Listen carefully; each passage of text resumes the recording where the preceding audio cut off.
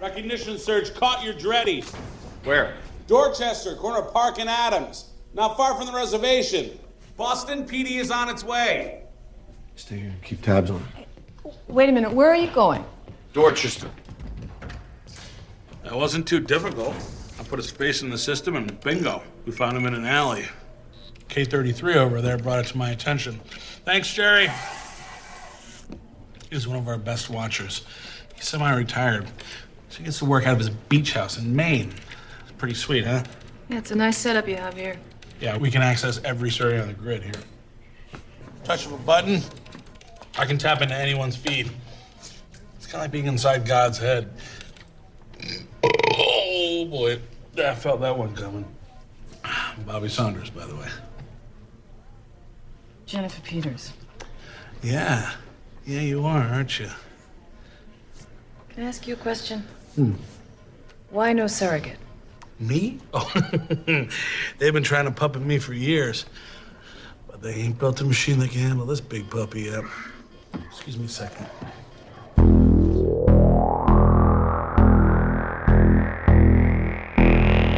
What is real?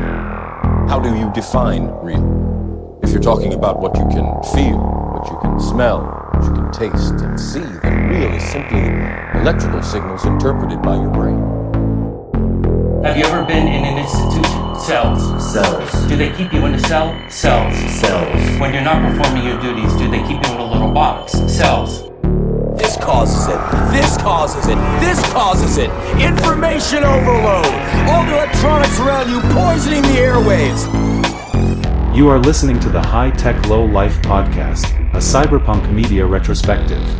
High Tech Low Life contains language and themes not suitable for all audiences, as well as spoilers for the content being covered. Listener discretion is advised.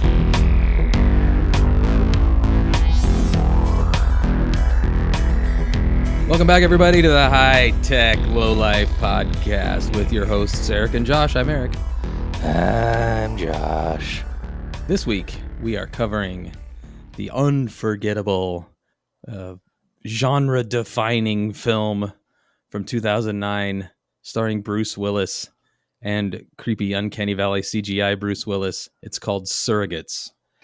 I'm honestly not sure if it's Uncanny Valley CGI Bruce Willis or just like hyper-filtered. Terrible makeup Bruce Willis? Yeah, that could be like, definitely like, terrible rug.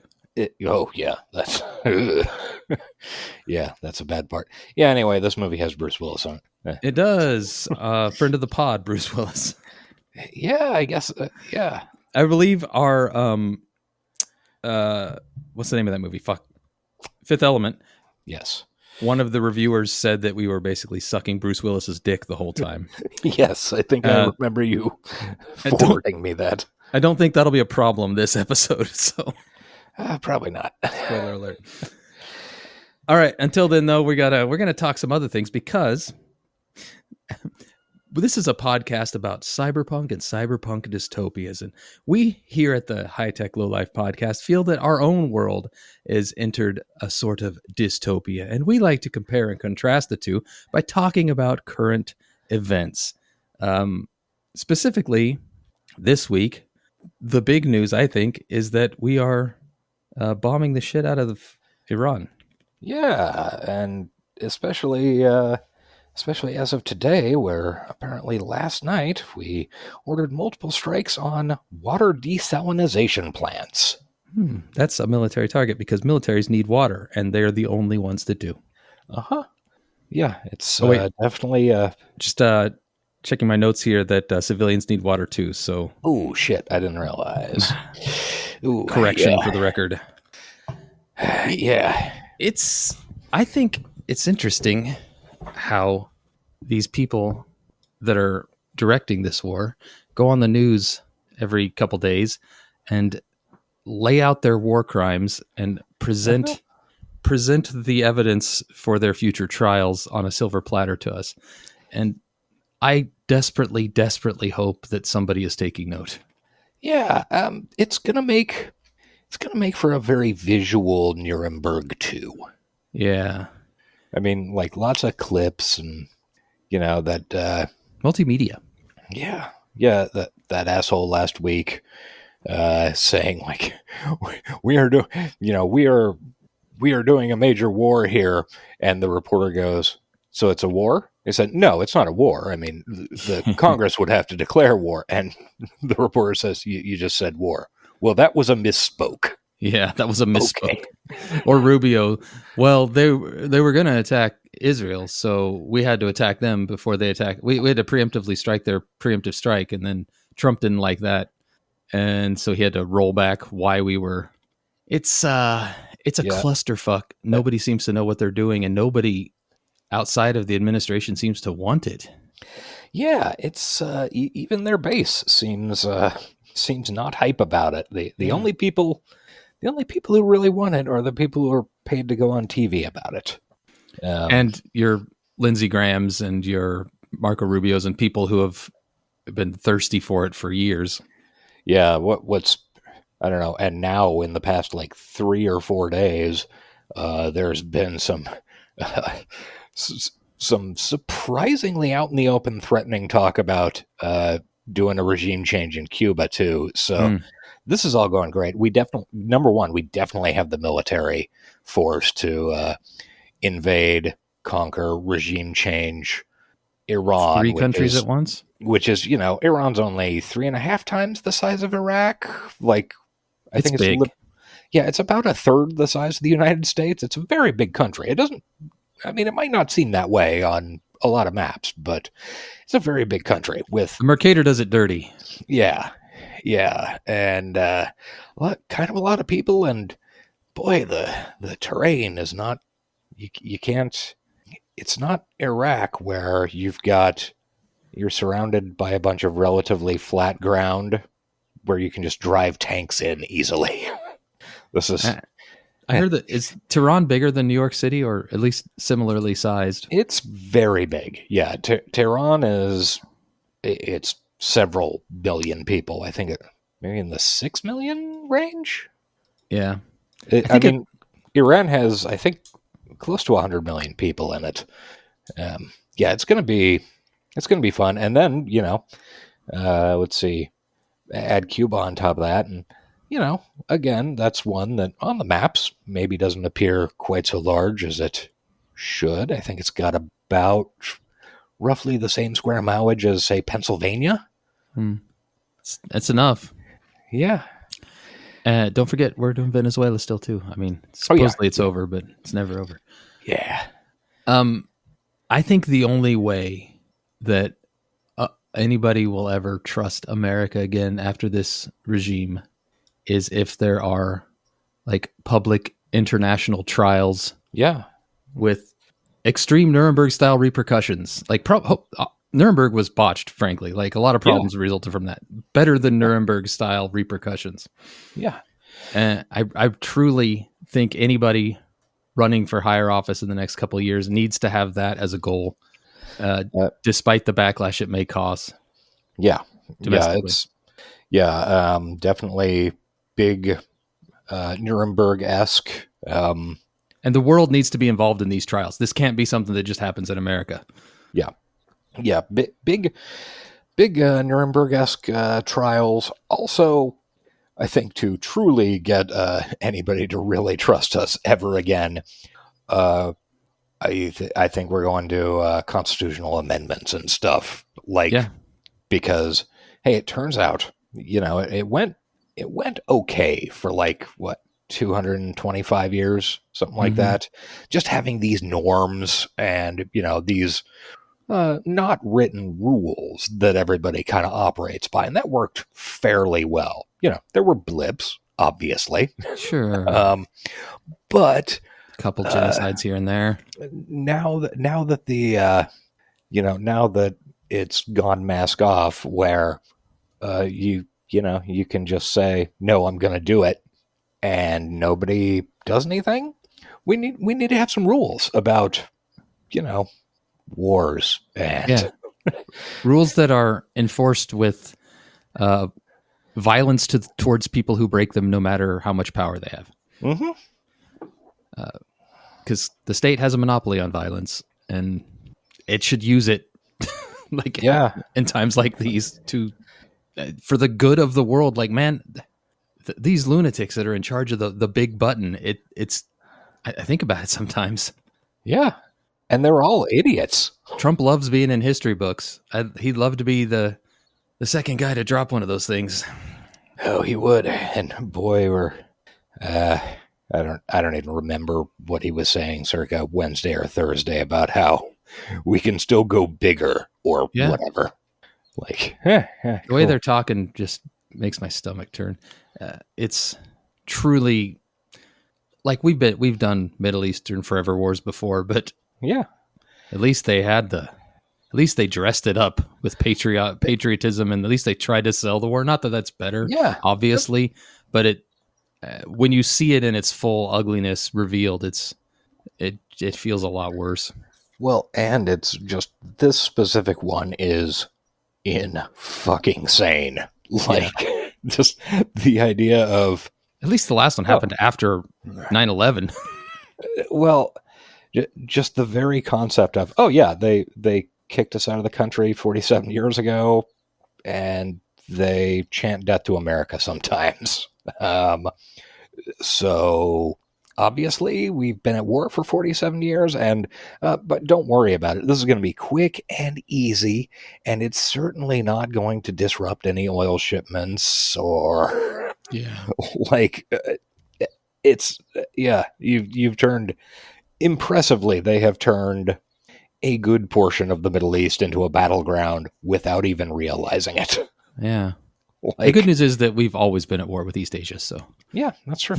It's fine. Should we end dystopia talk? I'm sad. I can't think of anything else that's like startling and new that we need to cover. I mean, there's so much. It's I feel like once upon a time when we were doing this shit, like, we'd obviously miss stuff because we're forgetful idiots. Yeah. We don't prep this part. We just talk about what's on our mind. There was a relatively limited list every week of like, hey, these are the 2 things we have to address. And now it's just a cavalcade of just horse shit every week. And at best, we can manage 2 or 3 mentions of something. Yeah. Anyway, the worst thing that's ever happened happens every day. And so by the time we get to our next recording, 5 more, the worst things that's ever happened are going to have happened. Yeah.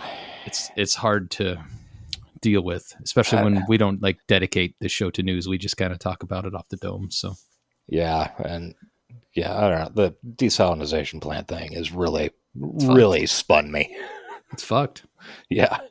The way they're just talking about total annihilation, and then you hear Iran talking, they're like, bring it. We're going to kill all of you motherfuckers too. And it's like, what? Yeah, this is that clip from, was it MSNBC maybe, where they had the Iranian foreign minister on. He's like, we've been preparing for this shit. Like, so what the American reporter, I don't know, whatever, basically says, like, what are you going to do if, America decides to invade and just continue bombing you and stuff? And the guy's like, I mean, we've been planning on that. Did you expect we'd just sit down on our hands or what? You're not taking this seriously.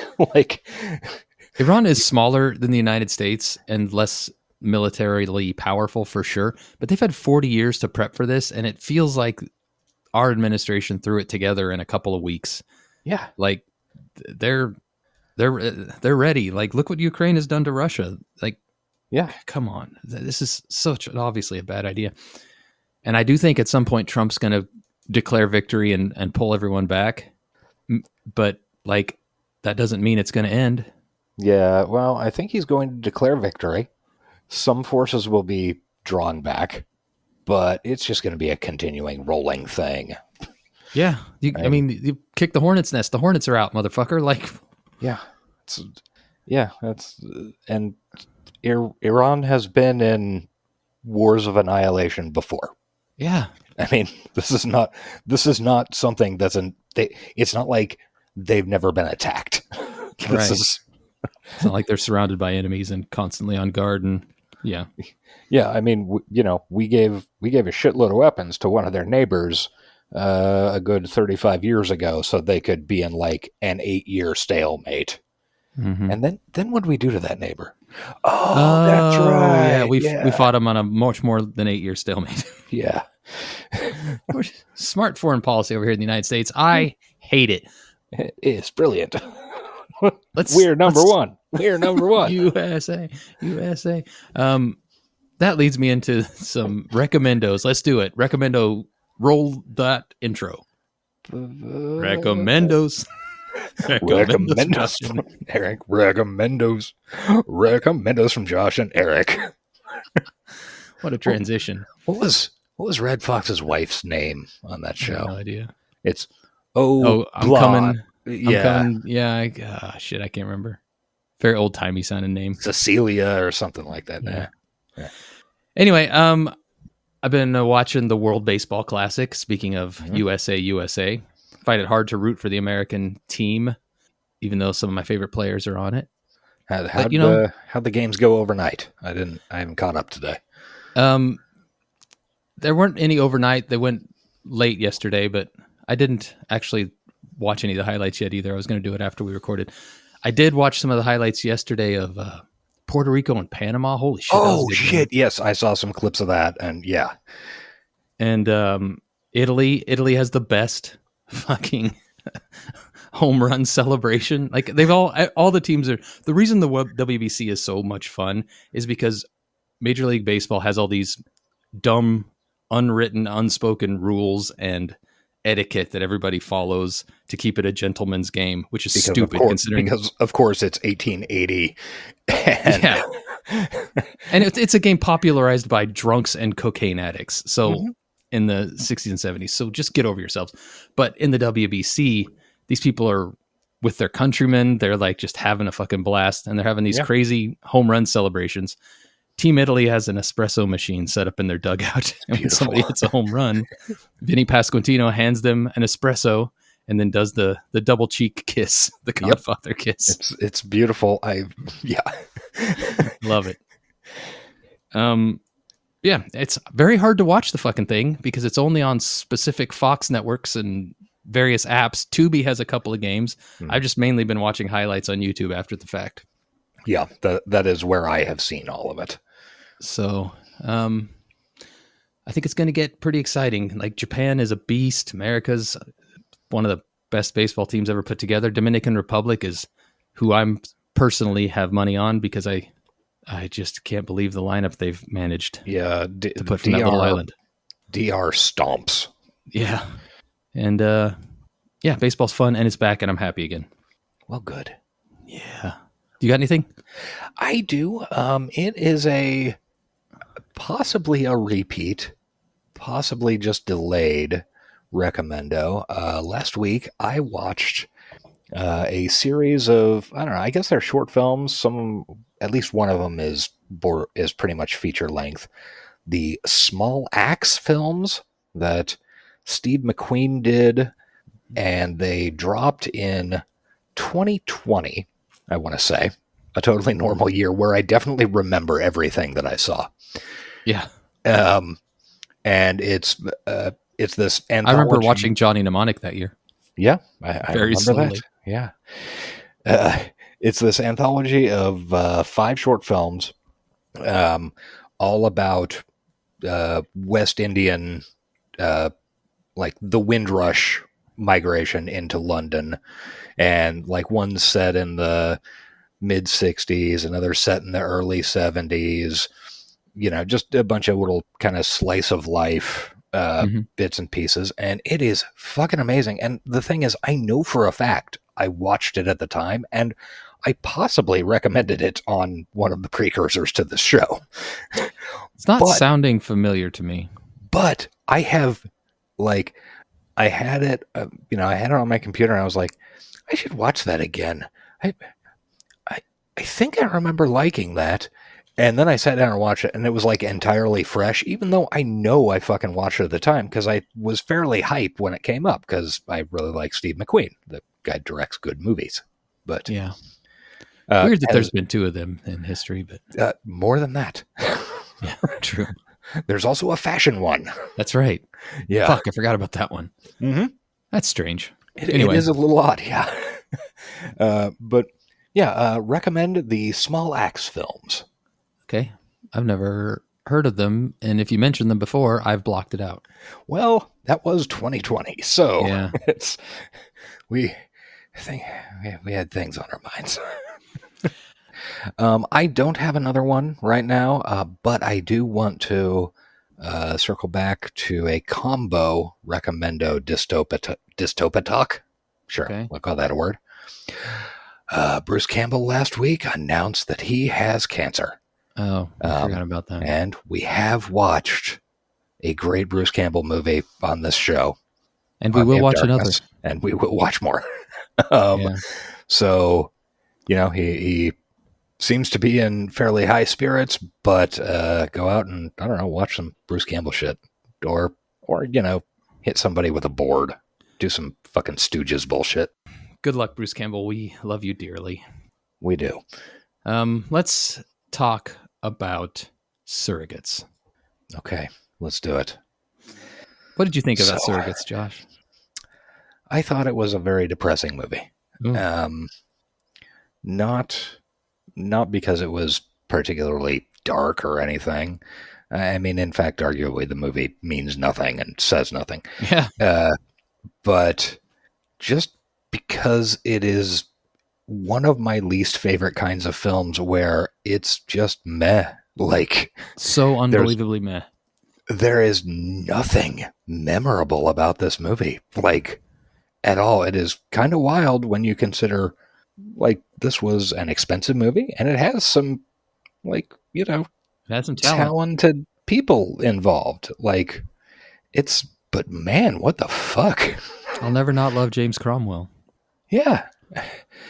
Yeah, dude, same. I made the mistake of, not even while I was watching it, but like an hour before it, I had 2 beers, which is pretty much my limit these days before I have really bad hangovers. So that's where I usually cut it off. And I was so sleepy, and it was a fucking struggle to stay awake through watching this thing.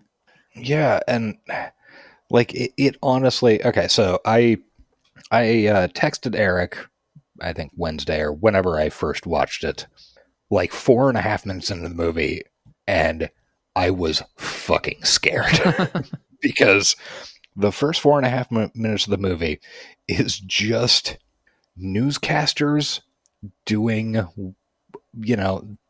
basically we decided to pay a bunch of extra money to not just have a block of text on the scrolling across the screen. Right. Like 14 years ago, 12 years ago, 10 years ago. And that 4 minutes of the movie, and it is like a solid 4 minutes, it just filled me with such dread. Like, oh my God, this is going to be the worst piece of shit that we have watched. I cannot even imagine, because it is just, it is a terrible thing to start a movie with. Just like knowing how movies work. Yeah. And I assume, in retrospect, having now seen it twice for my sins, I assume that Josh is going to get to hell after all of this. Proven wrong. Hell exists. The devil says, no, it looks like you're paid up. Yeah. Yeah, that's what I'm hoping. This and reading the New York Times opinion pages. Yep. Yeah. It's sort of like a payday loan for my soul. Yeah, exactly. Put my soul on layaway. But I assume in retrospect that part was bolted on by the studio after the fact, once they realized this movie is boring and I don't know, I guess we need to explain things. We don't, but and also you it's almost only never 86 minutes long. Yeah, they needed an extra 4 minutes because the beautiful, wonderful bright side of this film is that it comes in just under a tight 90, and I do bless it for that. Yeah, I mean, it's good for them. On the other hand, this is the longest feeling 86-minute movie I have ever seen. Like, last night when I was doing my notes watch, it was like about every 10 minutes I'd like, how long do I have left? Oh, shit. Yeah. Okay, fuck, I'm going to go smoke another cigarette. I got to cook dinner after this. Yeah. You know, It's I feel the same way. I was so like you said earlier, it's a movie that means nothing and says nothing. It takes no stand. It has no moral. Even the actors in it, for the most part, are playing robots, so they have no arcs. They have no emotions. It's the dullest fucking movie I watched in a very long time. Yeah, it's just a bummer to fucking watch. And not like in, I like a lot of movies that many people would describe as fucking bummers. Yeah. For example, Steve McQueen's Oov, like Shame. Yeah.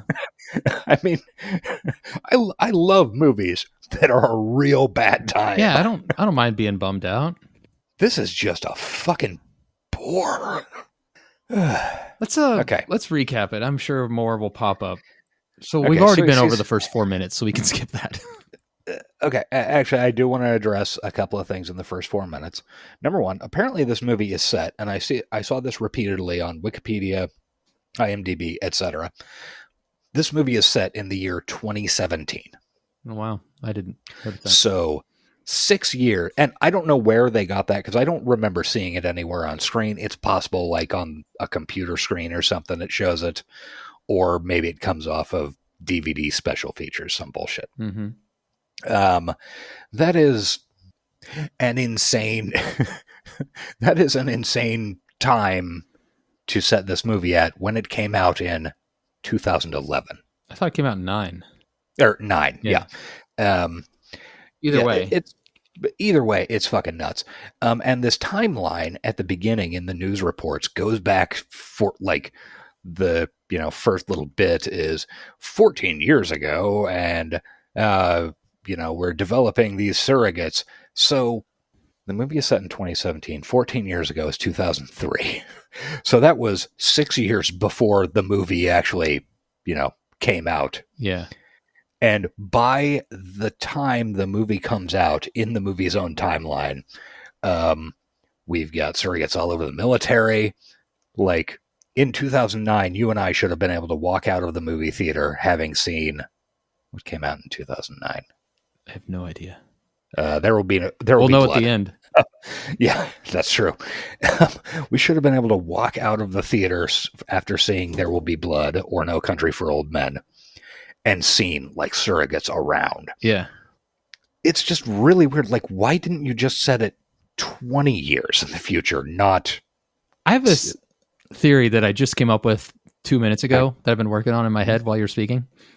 In the 90s and 80s, for that matter, 2020 was the far future, right? That's an easy. Yeah, that is a beautiful, like, just the numbers feel like it the future. feels futuristic still to this day. And it feels dystopian for a different reason now. But, and I think people had a hard time letting go of that all the way up till 2010 when they're like, oh, this is only 10 years away. But it's like, I just feel like that was the future for way longer than it needed to be. Yeah, and I don't know, in the specific case of this movie, I found out, and I had somehow never heard of it, going back to our last week's topic, this started as a comic book. Oh, wow. And I think the comic book started coming out in 2007 or something like that, maybe 2006. But the comic book is set in 2049. Well, that makes sense.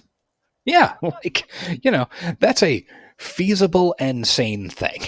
Yeah. Like, sure, it's not real, but you set it 40 years in the future and you can gloss over a lot of shit. If I was going to play devil's advocate, the devil fucking rules and I love him. The devil rules. I love him. He deserves as much of a defense as anybody. Yeah. So that's why I'm his advocate. No, think about when the iPhone came out and then think about 10 years past that, like there was a lot of work being done. And I think in 2009, we did have this bell curve idea of what technology was doing. So I guess maybe that's some defense for the reasoning.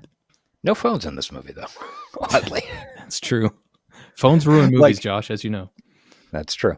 I think really what it is that they did not want they were paying Bruce Willis too much money. They didn't want to have to dress up some cars like it's the future. Oh, yeah. And I think that's the lamest and realist explanation, but it makes the movie feel very stupid from like literally minute 2. Yeah. Anyway, so this guy named Cantor develops these fucking robots that you can control from sitting in a, fucking Jorkin chair at home. And they're initially just so the disabled can live full lives and have mobility and stuff like that. As the leader of the VSI or whatever is disabled himself. Yes. Yeah, he himself is in a wheelchair. This is revealed shockingly late in the film. It doesn't matter. Then the military picks them up, and then they're everywhere. And in, I think, 2013, the Supreme Court rules for the use of surrogates in daily life. That didn't make any sense to me, but sure. I cannot parse what that sentence could mean. I'm curious what the case that was brought before the Supreme Court. Yeah. I don't like this guy having a robot he drives around. Okay. That's kind of the flaw I have with the entire movie is like, why are these bad? They're saying it's bad because we need to spend more time in like real life with ourselves.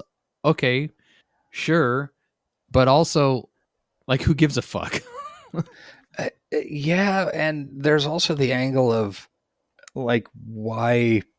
Okay. So assuming that these robots, they need a lot of wireless bandwidth, right? Just to control everything. Yeah. And, we learn later that not only can they see and hear, they can also like touch things and smell and like, it's a whole thing. It's a whole Simpsons situation. So why are so many people going to office jobs? That's a good question. Why are they getting in a robot at home, then riding the bus in the form Subway. of that robot? Yeah. Then walking into an office as that robot, then sitting down at a desk as a robot. Yeah, you could just leave the robot at work. You could A, leave the robot at work, or B, I don't know, get an extra monitor at your house. work remotely. The whole premise is stupid. And I don't see the danger, and for one thing, and you do find out that the anti-robot revolution or whatever is all astroturfed. But yeah, even then, like, there are people that believe in it, and I'm like, why? It's not like these are sentient thinking robots that are being denied rights or given too many rights or any of that. They aren't. They're not thinking machines. They are suits that you walk around in. I would compare the surrogate problem more to like a drug problem, like this thing that could be useful that people are abusing. And that's why people often in cities establish drug-free zones where nobody can come in. And if you use drugs, you'll get killed and put up on a cross. It works every time. It does. Yeah. It's like reverse hamster dance or hamster dance. Amsterdam. Reverse hamster dance is something very different. Insert hamster dance here. It's dumb as hell. It's so dumb. And we also hear in this news thing that by the present day, 2017, I guess, 98% of the world uses surrogates every day. And because of this, crime, disease, and discrimination have been solved overnight. Yeah, they don't explain how. No. Also, if that's true, good. Like, I mean, I don't know how you got there, but if that is factual, okay. Seems like we're on the right path here. I'm not sure how a racist guy driving a robot is not going to be discriminatory against a black guy driving a black robot, but whatever. I guess it works somehow. And disease because nobody's leaving their home, I guess. Yeah, sure. It is a mystifying setup. Yeah, it's a very bad premise, and I'd be curious how it sets it up. Based on what I was able to glean from like the Wikipedia and a couple other articles, like the plot is not dissimilar in terms of like, oh, it starts off with this kid robot being killed, et cetera, et cetera. You're following a FBI agent named Greer, blah, blah, blah. But based on what I read, it feels like it makes more sense. I don't know. Why is there an FBI if there's no more crime? Good point. And why is it? God, I don't think I wrote it down. The FBI boss guy, the sign on his door later in the movie is like fucking surrogate crime department or something. Yeah. Anyway. Okay. Yeah, we're okay. Getting to the actual movie. So we see a fancy lad in a Bentley. And he's talking to James Cromwell on the phone, and he's going to the opera. But instead, he tells the driver, "I'm not in the mood for opera. Let's go to Fort Point and get some hooas. Let's go bounce in the club." And because it wouldn't be a cyberpunk movie without a club scene. The most boring one we have ever seen. Absolutely. And the Fort Point tips us off that we're in Boston for some reason. I don't know. Cool. The comic is set in Atlanta. Cooler city than Boston. Sorry, Boston. Yeah. That was uncalled for. I do think in the motorcycle chase, halfway through the movie, I think I recognize some of those streets from the motorcycle chase in Paycheck. Oh, nice.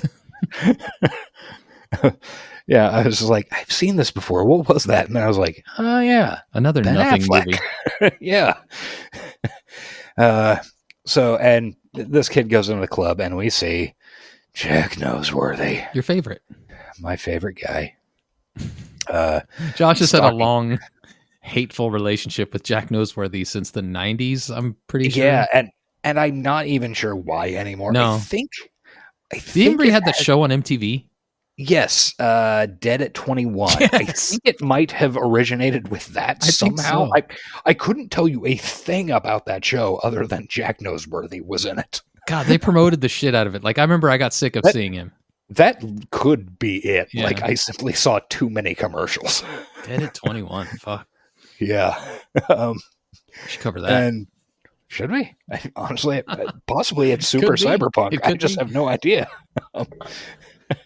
Yeah. So, yeah, Jack Noseworthy's following him. We go into the club. It's lame. It's terrible. I mean, it's very brightly lit. Everybody's dancing like spasmodically. I know they're robots, whatever. Yeah. And then he sees this hot blonde chick, and they go out to the alley, and they're making out, and then Noseworthy shows up at the end of the alley, and the fancy lad calls Noseworthy meatbag, which my question at this point is, how can he tell? Because Noseworthy has like the motorcycle helmet on. Right. Smell him? I don't know. I don't. Yeah, I don't. Unclear. And then he used an old-fashioned camera flash on them. That would have been actually an interesting idea, like surrogate users versus non-surrogate users, but that's not really the plot of this movie at all. They separate themselves and don't really interact. Yeah, it actually does glance at that a couple of times. Like there's a maybe in the news thing at the beginning, there is a bit of surrogate on human violence. Mm-hmm. Like, people are getting beat up for not using surrogates, I guess. Well, I mean, and then, sorry, go ahead. And then later when we go to the IT department, we see a couple of surrogate guys beating up a meatbag prostitute. Oh, I missed that. It goes off a little bit. It's very possible. Like the thing with this movie is, okay, you could do some interesting things with the setup you have here. Yeah, I'm thinking imagine a movie where only the rich have surrogates, and surrogates make life so much better. No crime, and the poor are forced to labor to create these bodies. Like there's a movie here somewhere. Yeah, or I don't know. the reality of having surrogates, every third one you saw on the street would be, I don't know, a dragon or have a giant horse cock hanging out of its Yeah. pants. I mean, like, instead, the thing that makes surrogates is that they're all airbrushed. Basically. Yeah, exactly. They look They're- kind of weirdly unsettling. there is one scene on the subway where you see two people who are like kind of interesting looking. And you're like, okay, cool. Are we going to get into this? No, not at all. No. Everybody just looks like a fucking United Colors of Benetton model version of themselves, pretty much. Right. Because as we know from the internet, given the chance to look like anything you want, everybody's going to want to look like a slightly prettier version of themselves or a hot chick. That's the only two things. Yes, that is exactly it. And back to that. So Jack Noseworthy pulls a thing out of his bag. It is a half step above the timing light that I spotted in. I don't remember what episode that was. I remember it, but I don't remember which one. Yeah. And it makes a noise like an old-fashioned capacitor and a camera flash. And then he uses a camera flash on them. And drives away, causing a car crash, which kills somebody else. Except it's not somebody else because it's just a fucking surrogate, man. Yeah, the stakes are very low in this movie because there's very few actual people involved with anything. The fun part, which we'll get to, I don't know, halfway in, is that we reach a point where literal human people are dying, and law enforcement does not give the slightest shit about it at all. Yeah. They don't even notice. We're busy. So yeah, it turns out the next morning we're introduced to an upsetting looking Bruce Willis and his partner Peters, I think her name is, played by Rhoda Mitchell. Yeah, Peters. And they're the FBI, and they got called in because the Fancy Lads unit was unregistered, doesn't have an ID number or something. And the eyes are burnt out. And so the eyes are also burnt out of the blonde chick. Mm. And we're like, oh, fuck. And so they trace the blonde chick's ID number to this apartment also in the city. And there is a fairly funny bit with the building manager, where the building manager is just like this clanky piece of shit robot. Yeah, it's like the only attempt at like kind of a world building they tried. Yeah, and explains like, sorry, my normal unit's in the shop. This is a fucking loner. I can like barely get a key help me into with a the lock. key? Yeah. Yeah. It's a funny bit of business. And that's the last funny bit of business we see in the entire film. That's the only. Yeah. And it turns out, holy shit, the really hot blonde chick was a fat guy. Yeah. What a shot. And see, they didn't know beforehand because the name Cameron could be male or anybody. female. Yeah. And we're like, holy shit. Oh, man. The landlord was like, she's a really good tenant. She never leaves her apartment and she always pays rent. And I'm like, isn't that everybody? Like nobody leaving their apartment. One thing that, well, I guess, never mind. I'll bring that up when we get to it. That's more towards the end, but. Okay. Yeah. Anyway, it turns out this fat guy is dead in his bed, bleeding from his like eyes and ears and shit. And later we'll find out his he got brain. black iced. Yeah, his brain has been liquefied inside his skull. Bum, bum, bum, bum. And then we hop on the metro, which this is the part where I was saying there are like two kind of interesting looking people on it. They're kind of like dressed up like punks, and one of them is like space black, except for the eyes and like the hair and stuff. And you're like, okay, are we gonna like, because having these bodies that you can just modify kind of at will, like, and are change. we gonna go somewhere with that? No, we aren't. I've always wanted to know what it would be like to have like be fully tatted, but I don't want to spend the money or go through the experience of getting them. Also, not have the option of removing them if I don't like them. But with a surrogate, you can do that. Yeah, you could. Nobody in this movie is interested in that, though. No, not even slightly. So, oh yeah, and we also see some chargers on the subway car. The chargers in public show up a lot in this movie, like just in the background of scenes where like the surrogate, like, I don't know, backs into a small phone booth and gets charged up. Uh-huh. And it honestly makes me wonder, was there some sort of plot that was cut out? Because it is totally unused in the film. Like it, I don't know. except it just appears sometimes, and the film does no world building. So when they did a little bit with that, I don't know. I assumed by the end of the movie, we would find, the bad guy would get, I don't know, jammed into a charger in his real body and he'd get electrocuted. Yeah, Chekhov's charger. Exactly. Also, my other thing that I was kind of surprised about with this movie was I was actually kind of shocked that it didn't turn out that Bruce Willis is like the one principled guy who doesn't use a surrogate anymore, because that seems like the obvious protagonist way to go. No, in fact, it's the fat IT guy. Yeah. He is the only interesting character in the movie, though. So he really is. Anyway, so Willis goes home. Let's be honest, Bruce Willis, after about the year 2000, pretty much could have been doing his filmography in a surrogate. I actually had to look up, like, I wanted to figure out the sequence of Bruce Willis's career in this period. And we gotta, with the caveat, like, the poor guy, like, I know he's going through hell right now, and we're obviously fans. We sucked his dick like crazy in the Fifth Element episode. Go back and listen to that. His dick for like 4 hours or something. So don't worry, we're fans. But yeah, it's not all rosy.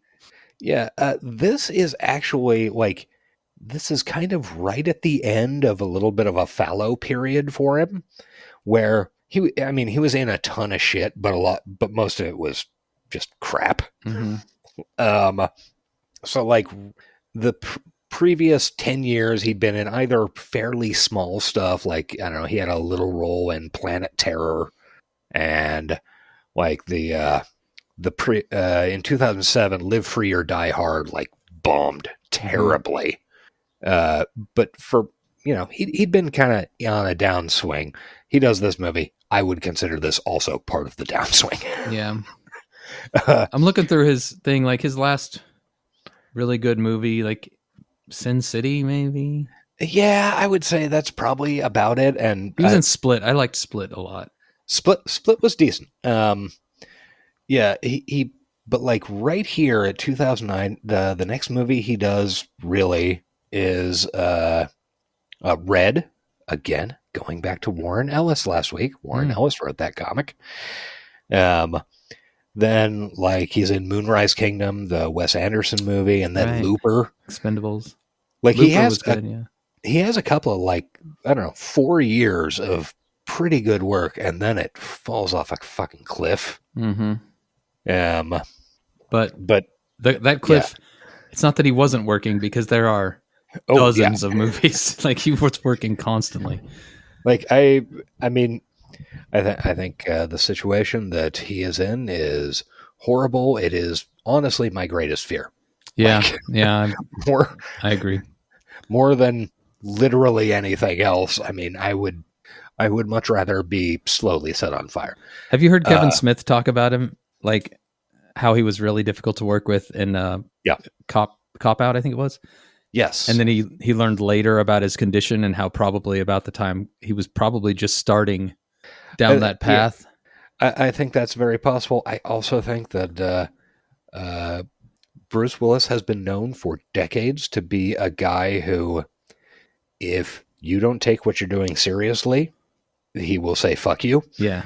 And Kevin Smith, as much as I have enjoyed Kevin Smith's stuff over the years, Bruce Willis asked him like some questions about lenses that were going to be used for a shot. And Kevin Smith doesn't know, because Kevin Smith is a terrible director. I mean, he's a good writer. He doesn't know fucking cameras for shit. Yeah. He doesn't know directing. I think he would even admit a lot. Yeah, to a lot of this. He absolutely would. And he had Bruce some really Willis, nice things to say about Vanderbeek. Oh yeah, yeah. And Willis was known as a guy who he'll give you a pop quiz like day one and see if he, even thinks he should take a little bit of your advice. And I bet Kevin Smith fucking failed that. Yeah, probably did. I mean, which is fair enough, because Bruce Willis was in a bunch of shit, but he was also pretty good and smart. And we're sucking his dick again. Shit. You are. I still hate the guy. No. He also made a lot of money.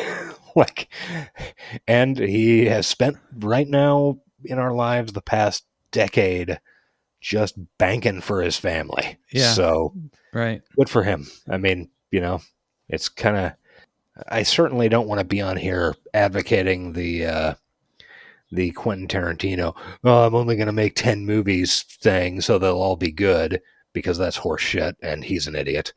No, but I think actors should get paid. But yeah, it is kind of a bummer to see like the last, 40 entries on Willis's IMDb be straight to Redbox stuff. Yeah. Anyway, get that money, bro. Yeah. And I also, until this point in the movie, honestly had no idea, is this supposed to be Bruce Willis? Because, like, the real Bruce Willis and not a surrogate. Because the camera work and just, like, the lighting and stuff, honestly, going back to 2009, yeah, they could have been just shooting these people like this intentionally. Yeah, true. Because it was a soulless time. It really was. But it turns out, no. I don't know. They made There Will Be Blood and No Country for Old Men in 2009, so maybe we're being harsh. Yeah. We are maybe being a little harsh, but commercial action films, where I think we're right on the fucking money. So, yeah, it turns out that Bruce Willis, basically, the real Bruce Willis, looks pretty much like this guy, except not with a horrible toque. Yeah, and his beard's gray. And yeah, he has a gray goatee, and he's a few more wrinkles. He doesn't look like he's been sprayed with plastic. Yeah, and that's how most people in this movie look. Right. Although at a certain point later, I don't remember where it is. I'll see it in my notes at some point. A couple of the people look absolutely fucking crazy, and it took me 2 watches to figure it out. But I was like, "Oh, this is like one of those over-revved Instagram filters." Yeah. Where it's like, oh, suddenly everything has cheekbones and shit. Yeah. This is before that, but yeah, it's. I guess give it prescience credit, because that's what a lot of people. That's what their online personas are. Is exactly either the Mar-a-Lago face or the overly face-tuned. How did the phone somehow give the picture of that armchair cheekbones and a jawline? And eyelashes? Yeah. So yeah, it turns out he's a dude, and then we immediately find out, because obviously he needs tragedy. Everybody loves a dead kid backstory. Yeah. There's a kid's room and it's empty and there are toys and shit. And we're like, oh man, this protagonist lost a child. That means he has a soul. And then wonder how he lost him, considering all murder, disease. Doesn't matter. Doesn't matter. Not addressed. It is. It was a car wreck. Yes. Why was he not in his surrogate? Because they didn't have kid surrogates until, like, they mentioned just rolling them out. I don't know, 3 scenes from now. And you would think this would actually be a thing, like something that would come up as a plot point in the movie. It doesn't. No. Because the thing is, you see only adults on the streets anywhere, anytime in this movie. Yeah. Because kids are hard to work with in terms of union rules, because John Landis chopped some heads off. Yeah, he did. Never forget. Never fucking forget. Oh man, fucking Max Landis was back in the news this week. I don't remember what for, but it was something dumb. Anyway, it turns out that Bruce Willis's wife is Rosamund Pike, who is aged up substantially in her real human form. Yeah, I referred to her the whole time I was watching the movie as Gone Girl. Yeah. for most of the movie, she's in her surrogate, which just looks like Rosamund Pike because she is a beautiful lady. Yeah. And it turns out they're kind of borderline estranged. The stress of the child dying, etc. He wants to go on a vacation as them, and that's outlandish to her. Yeah, she wants to go on a virtual Hawaii vacation, which actually sounded pretty fun too. Yeah, and here's an important plot point.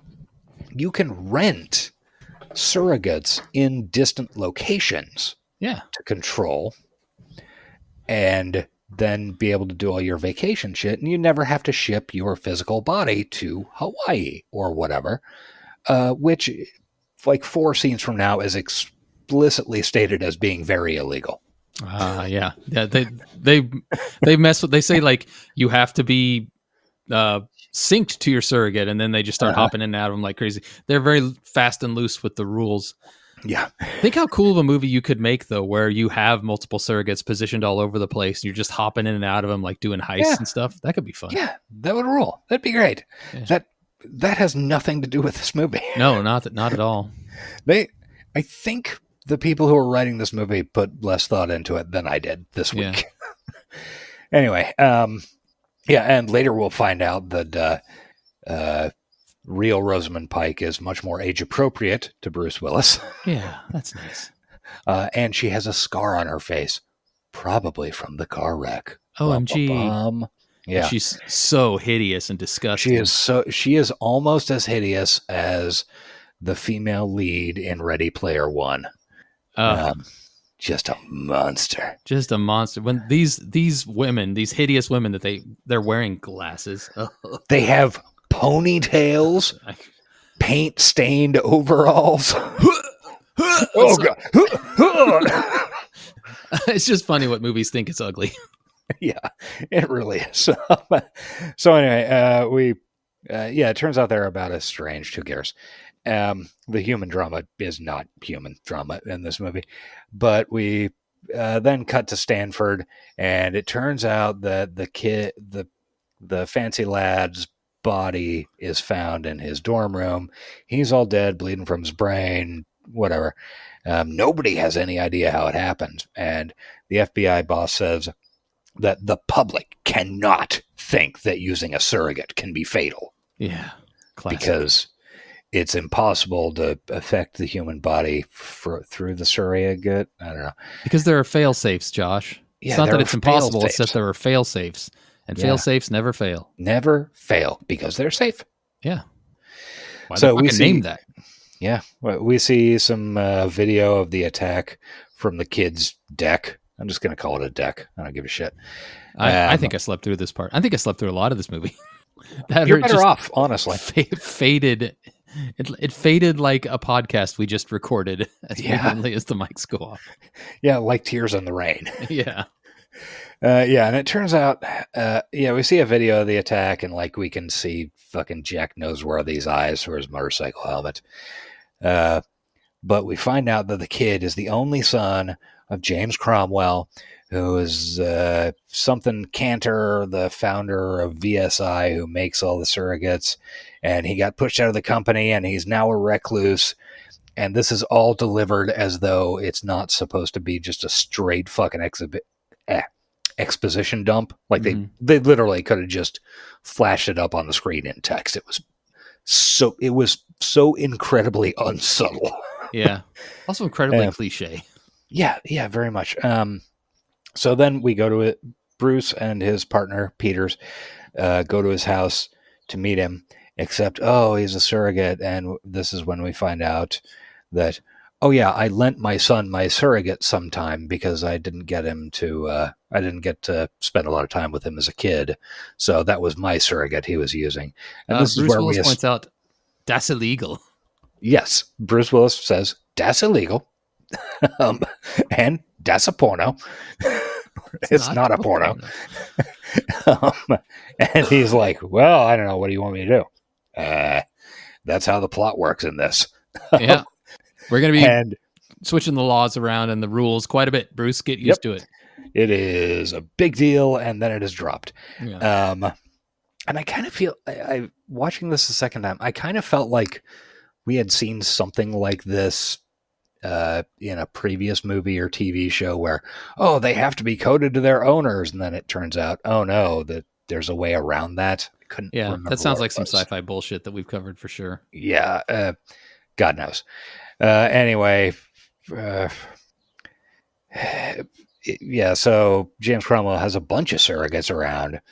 And then he says, wait, like, what if it was me they were after? Because it was his surrogate that the kid was driving. And this device kills people through the surrogates. Also, how does that happen? Nobody's ever heard of such a thing, but I guess we're assuming it does now. And yeah, that's how, and then they leave and James Cromwell weeps. Yeah, he's sad. Like, we cut to James Cromwell in an office somewhere crying. And we go to the VSI corporate offices and we meet some lawyers. And they're like, we don't know shit about shit.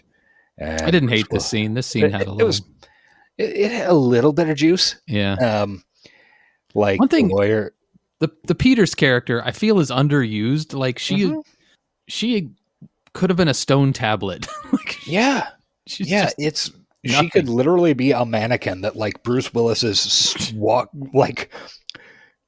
doing the tilting back and forth, like one foot to the other walk from scene to scene. She exists to be a plot device later. Like, have him... They're cop partners. This is like a classic movie relationship. Have them be fucking partners instead of... It's so weird. Yeah. This is... I don't know. This movie is just deeply incompetent. Like and boringly, not interesting incompetent, like, say, Split Second. Yeah, exactly. It's not fun bad. It's not that they're reaching for things that they are incapable of doing. They're not even reaching. Yeah, exactly. Yeah. So yeah, it's a fairly fun scene. The lawyers are like, I don't know what you're talking about. And Bruce Willis says, you could be a guy with his dick out. Honey, I don't know what you are. For all I know, you could be some fat dude sitting in a stim chair with his dick hanging out.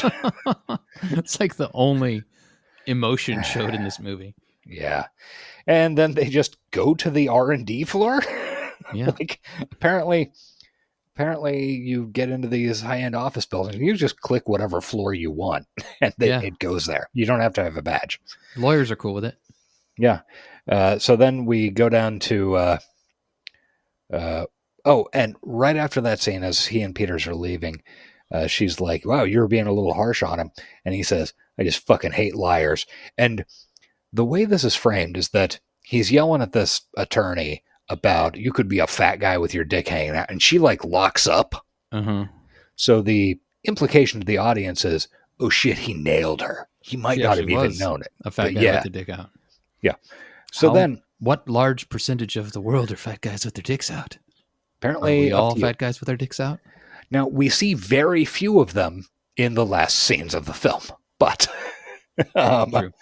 so they go down to the R&D floor and see this, see the scientist dressed guy, and is a, handsome black guy, as just staring at the wall. And there's a funny line about how, sorry, I was in the can. Yeah. He had to get up and use the bathroom, which apparently you can't do that from your chair. So that's good. It's never addressed in the rest of the film. But it seems like it would be a thing. Like, I go AFK when I'm playing video games all the time to use the facilities. Bio break, as we used to call it in WoW, which always grossed me out. Yeah, you should see in the background of like half the scenes in this movie, just the fucking robots leaning against the wall, staring blankly as their owners have gone to take a piss. Yeah. I mean, but, and it turns out that this handsome black scientist guy is actually a wall-eyed white. Yeah, it's got his badge on his chest. But Bruce Willis at this point does not say he hates liars, as he did after he left. I guess that's why racism is done, because anybody can be any race they want to be. I guess that's it. So cultural appropriation, totally on the table. I mean, hey, there's no culture in this world, though. Let's be real. Yeah, there really isn't. There's no music. There's no art. No, there really isn't. No fucking soul. This is a soulless ass movie.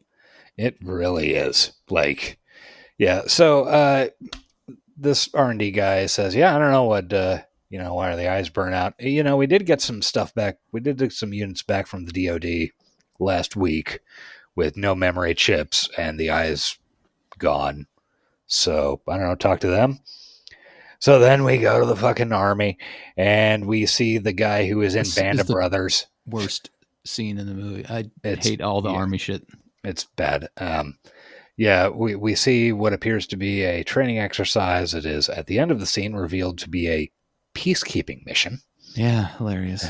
Yeah, it's fun. A bunch of army guys are in chairs piloting surrogates and killing people somewhere. What would the point? They're not killing people, though. They're killing other surrogates. Like, what's the point of throwing surrogates at each other? Yeah. Yeah. How is that going to decide any wars? I don't... Talk to Jonathan Mostow. We ran out of surrogates, so I guess we lose. We surrender. Yeah, I suppose that's it.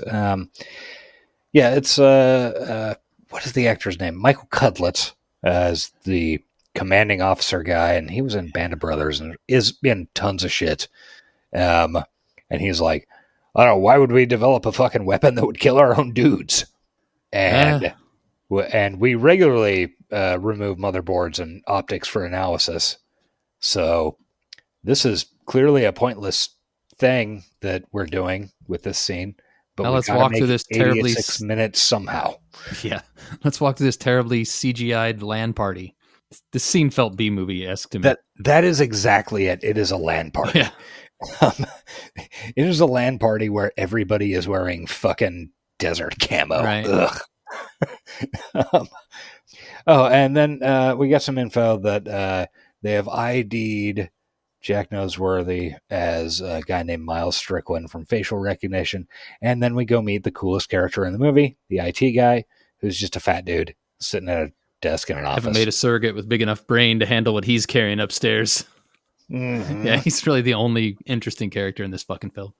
Yeah, and this is also where we find out that he can remotely shut down surrogates from his desk. Yeah. Like, it requires a warrant and stuff. To which Peters responds, that's illegal. That's illegal. And he says, it's a gray area. Yeah. So the way this set is set up is he is at a big desk and there are a whole bunch of other desks, sort of, surrounded by monitors around him. And each of these desks has what amounts to an unfinished surrogate, like a, just metal, with like a kind of a half-assed face and some eyes, sitting there watching monitors. And they are all controlled by, I don't know, randos? Yeah, they're people. They make the point. Yeah, he makes the point, like, this guy's one of our best watchers. He does it from his vacation home in Maine or whatever. He's sitting in Maine, controlling a robot in the police station, watching a monitor. Uh-huh. Seems like there's some middlemen that could be cut out. You could cut out a few steps, I feel like. I mean, I am not an efficiency expert or a corporate manager, but I feel like there is excess that could be trimmed here. Anyway, they identify fucking Noseworthy, and then there's a motorcycle chase, which Bruce Willis joins in on in a helicopter. It's like the one real action scene of the movie. It is, and it sucks. Yeah. I mean, it's not good or interesting. It's kind of cool after he loses his arm and he's... That part's okay. I mean, but it's still not... It's not great. Like, it's pretty boring. It doesn't have any juice to it. I mean, going back to Paycheck, which is... Like, this is literally the most I've thought about Paycheck in the past 6 months since we watched Paycheck. Front of mind.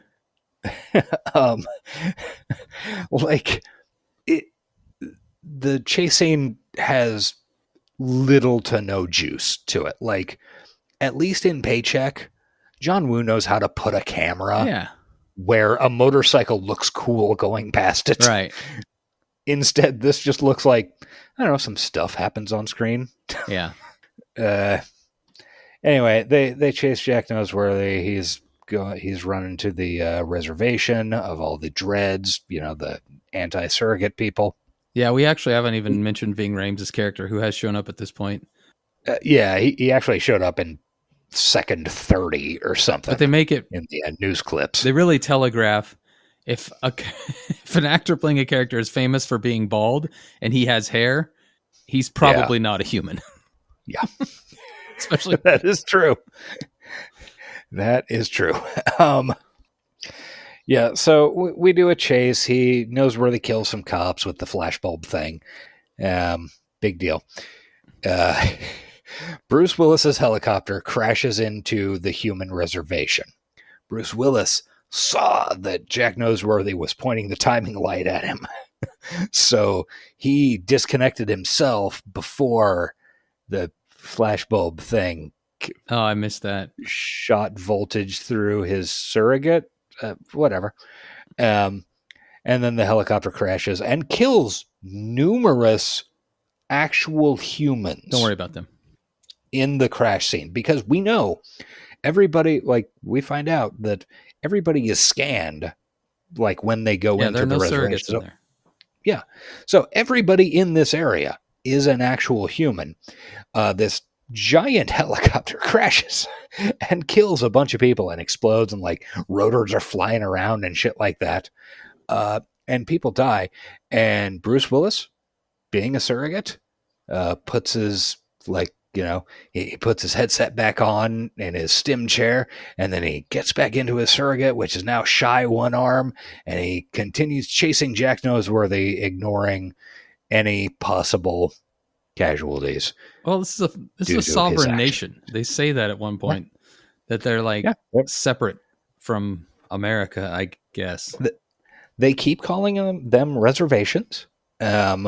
Including in the news stuff at the beginning. So I assume the rules are not dissimilar to our Native American reservations. Yeah. You know what? We're thinking about it too much.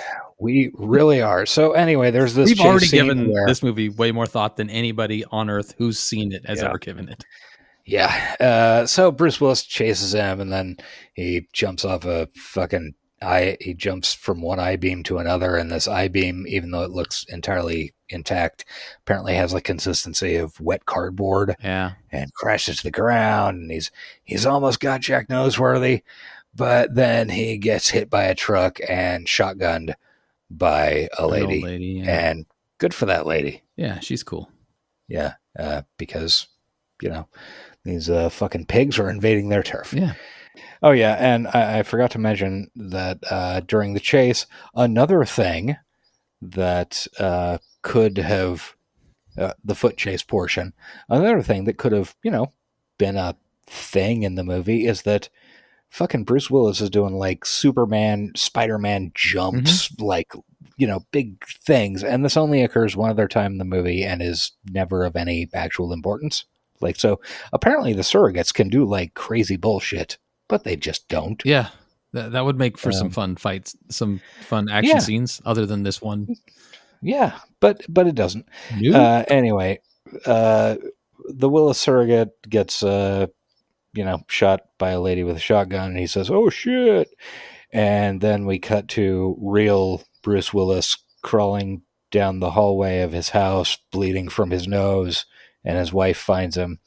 And this is the point at which I go, wait, so dying in your surrogate does hurt you? Yeah, they made it sound like it was no big deal, and all of a sudden, he nearly dies. Yeah, he ends up in the hospital, and it's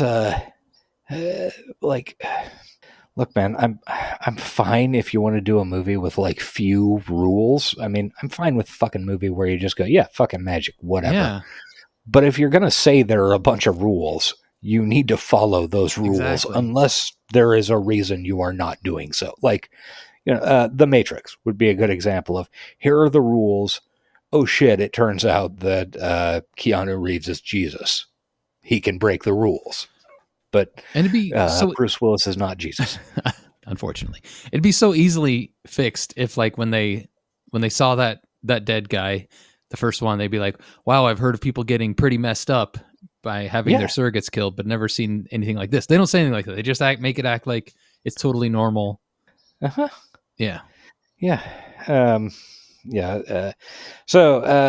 we go to Jack Noseworthy, who gets picked up by the Prophet and his dudes. The Prophet is, of course, played by Ving Rhames with hair. A guy who, as you put it, likes a paycheck. I mean, this... Actually, that was something interesting I noticed on my second watch through of this. Okay, so Bruce Willis, James Cromwell, Ving Rhames, Rosamund Pike, to a lesser extent, Rhoda Mitchell. Okay, these are all people I know. Yeah. Normally, in movies like this, where there's, I'll get back to it in my notes later. I think this movie costs like $120 million. Normally, your scenes where there's like a second and third and fourth henchman or whatever, they're people that I recognize from other movies. Yeah. In this movie, that is not the case. Like they, I don't know, picked up dudes. Yeah. They went to Home Depot. I mean, they truck and said, "Hey, we need a deck." They looked real. Like those are guys that if I needed some quick henchmen, they'd probably look like those guys. So. Yeah, absolutely. It was just very odd because, I mean, I've seen a lot of movies in this century, and I recognize nobody out of the top 5 build on this film, which is odd. I'm sorry to interrupt, but I just had a revelation as I was scrolling through the IMDb of some of these actors. The guy who plays the computer guy, the only human, the only interesting character, was Buzz in Home Alone.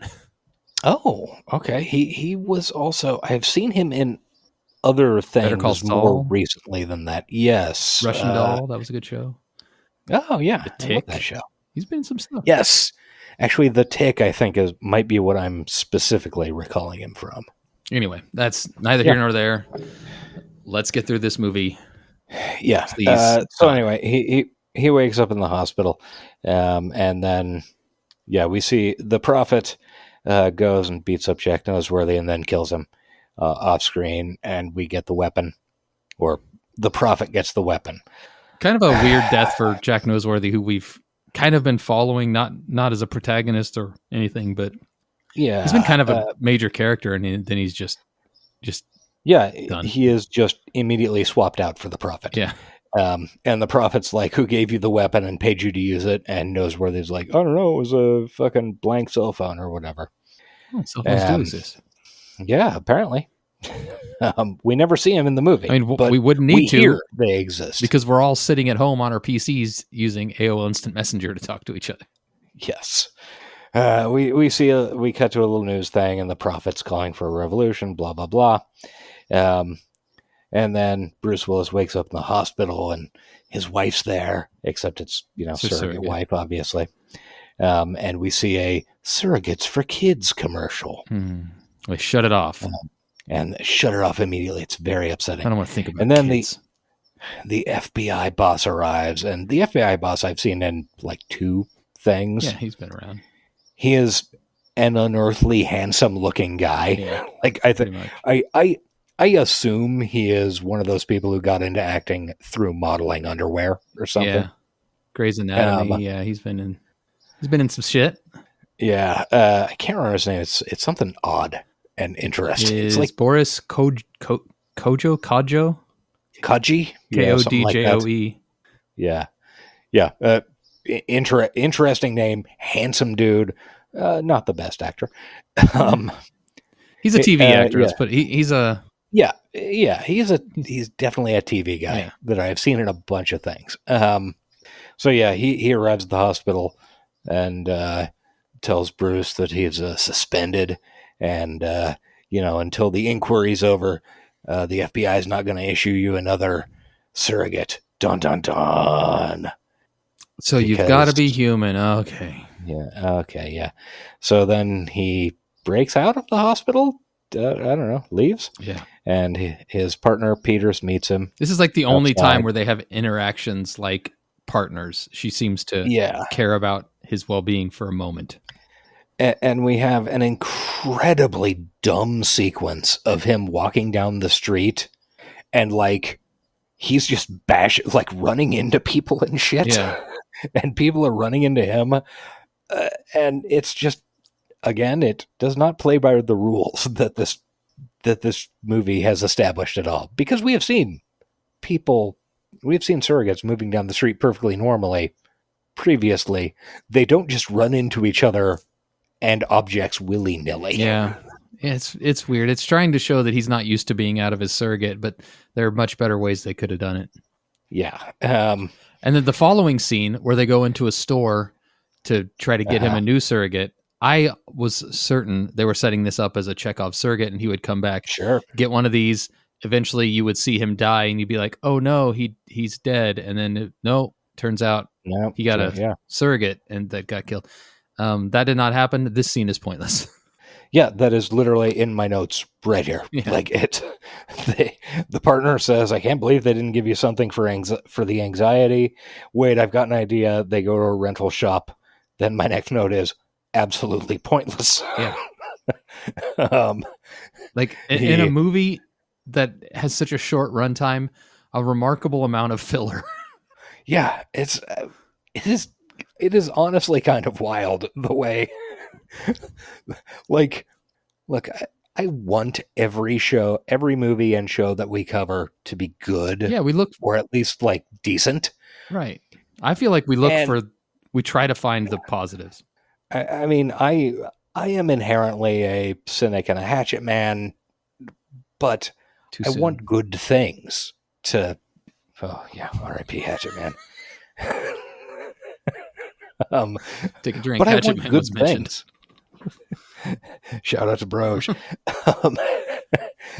But like, there's just so like on the one hand, I'm like, why does this scene exist? It takes up like 4 minutes of time where I could be living my life. Yeah, I know. On the other hand, this movie is 86 minutes long. But if they had done something with this scene, like, you know, it could have added 5 minutes to the movie, but maybe it would have been a good movie. This should have been a Black Mirror episode. Let's put it that way. Like, yeah. This just should have been an anthology TV episode. Yeah, it should have been a Black Mirror episode where you go, wow, they left a lot of fucking meat on that bone. Like, good app. Yeah. But just think of the world and the implications or something. But no, that's not what this is. Anyway, he leaves his fucking partner. Goes to the reservation, sees his crucified surrogate. Yeah, I kind of like that. That's pretty cool. Mm-hmm. The cross says Robo Pig, which I'm all for. I enjoy that quite a bit, yes.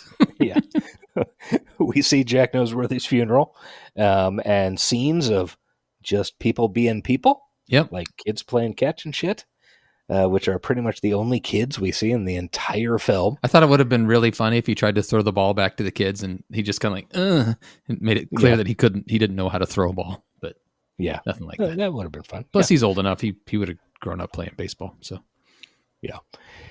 He then gets the shit kicked out of him by some Southie fucks. Haha. Yeah, it's fun. And talks to the prophet a little bit, and the prophet says, "Fuck off, pig." Yeah, basically.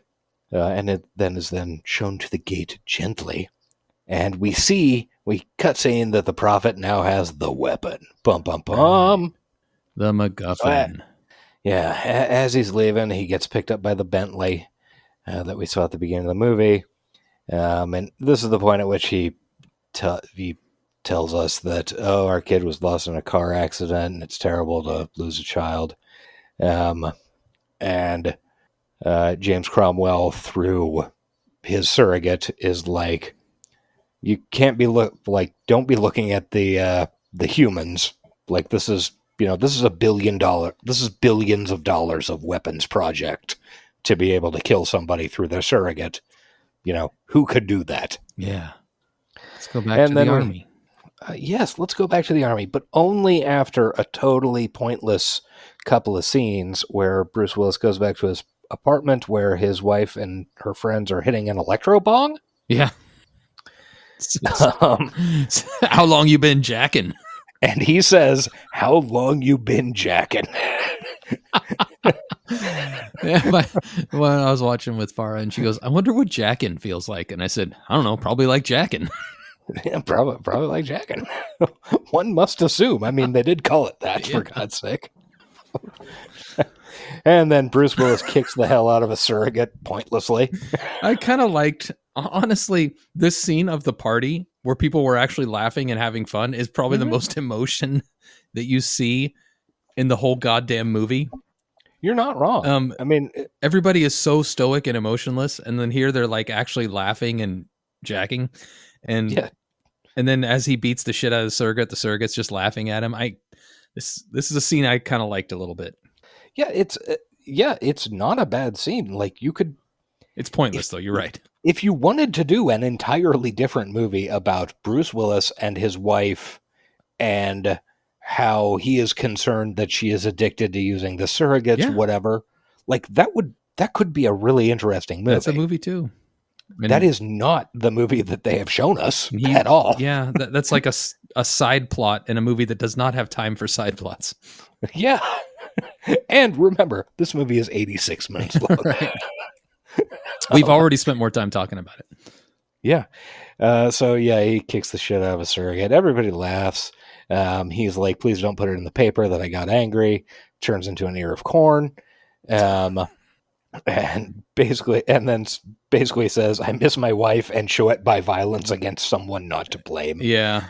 It's a red flag for the character for sure. Yeah. He should go on a TV show where he's running and he's a man. Yes, that seems like a good idea. Honestly, I bet circa 95, a Bruce Willis Running Man movie would have been fucking good. It could have been. Yeah. I don't know.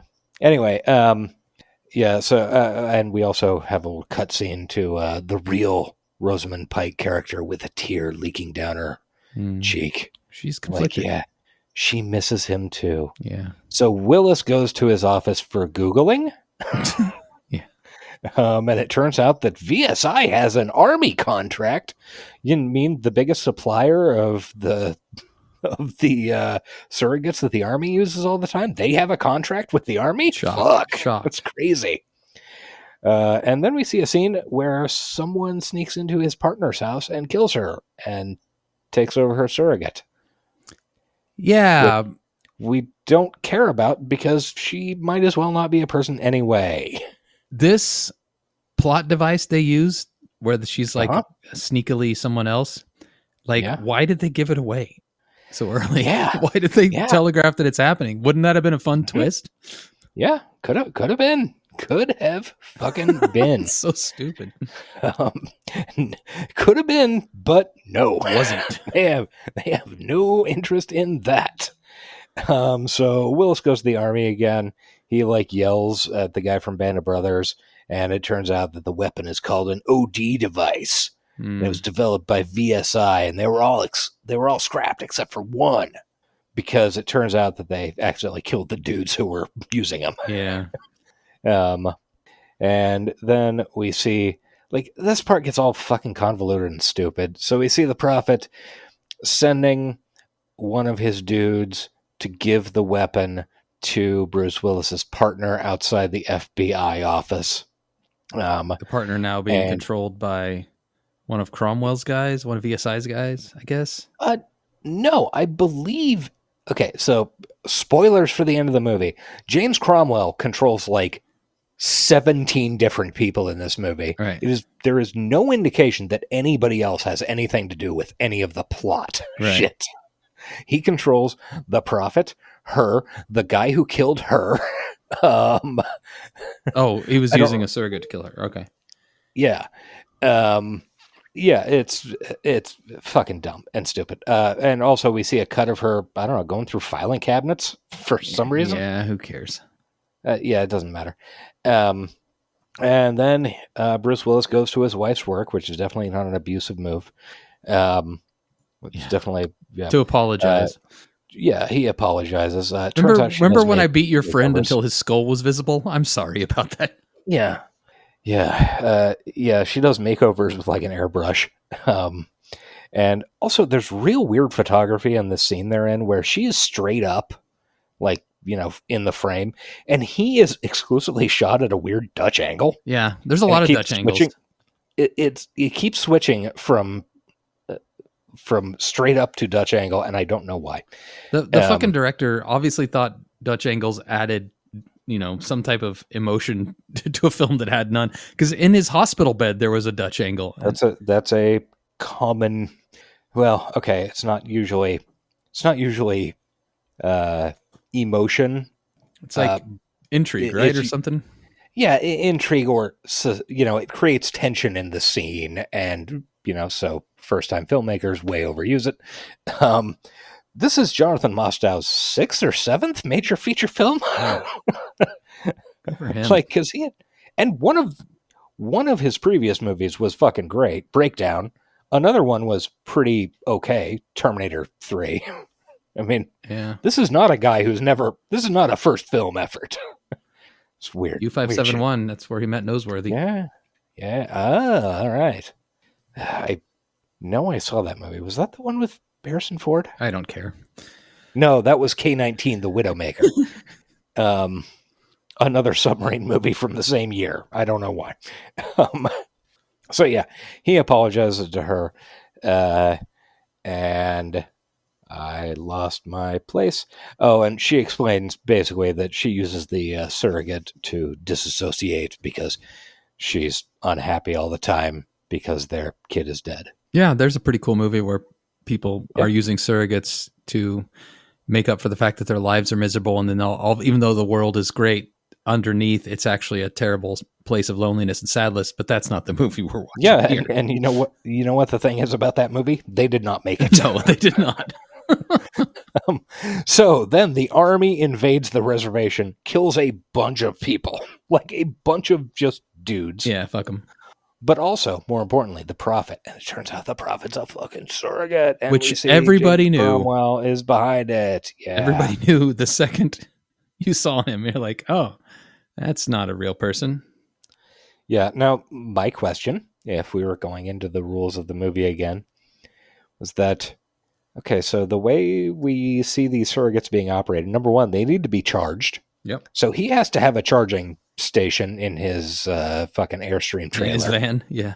Yeah. And also, when James Cromwell steps away to pee, I guess the prophet just stares blankly at a wall. Yeah.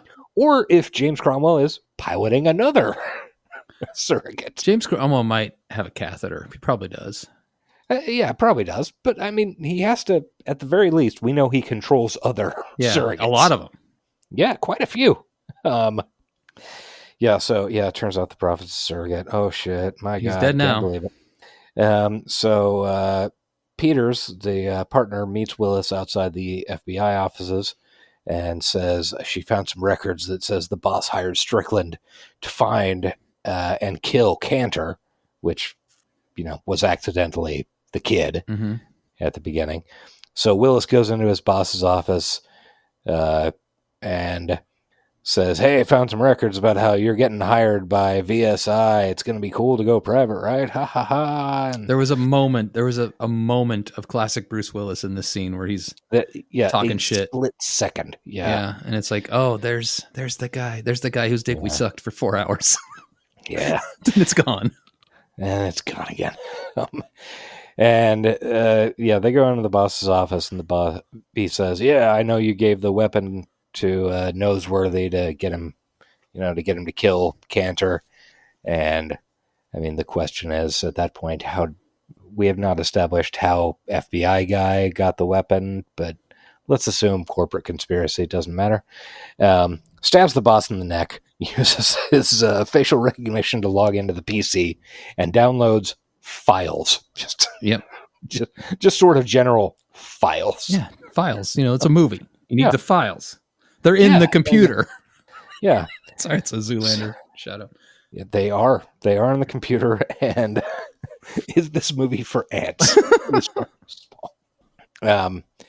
So he leaves the office, goes out and gets in the car with Peters, and we go through a whole thing about how It turns out that Cantor funded the whole anti-surrogate movement.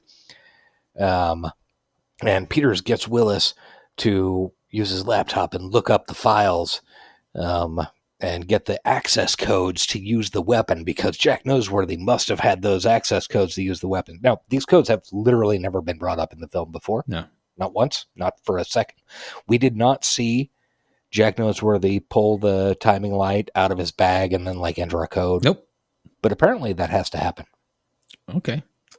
Yeah. He finds the codes. She looks at it. She immediately radios in like, hey, I've got Bruce Willis here. He was just in a car accident. The guy from Die Hard? At 18th and Wabash. And Bruce Willis is like, I'm not in a car accident. And, like, looks up at a sign and it's like 18th and Wabash. And then gets hit by a car. So then nice that she called an ambulance for him. Yeah. That's because Cromwell likes Bruce Willis's character. Sure, why not? So she gets out of the car, takes the weapon and the files. He chases her in the car, mows down a bunch of people. Fuck them. Which is replicants. Okay because they're surrogates. She does some more superhero shit like running up walls. Yeah. Because remember, these surrogates apparently can do a lot of cool shit, but we just don't see it ever. Yeah, if we don't, that wouldn't be interesting to watch. And it would cost money.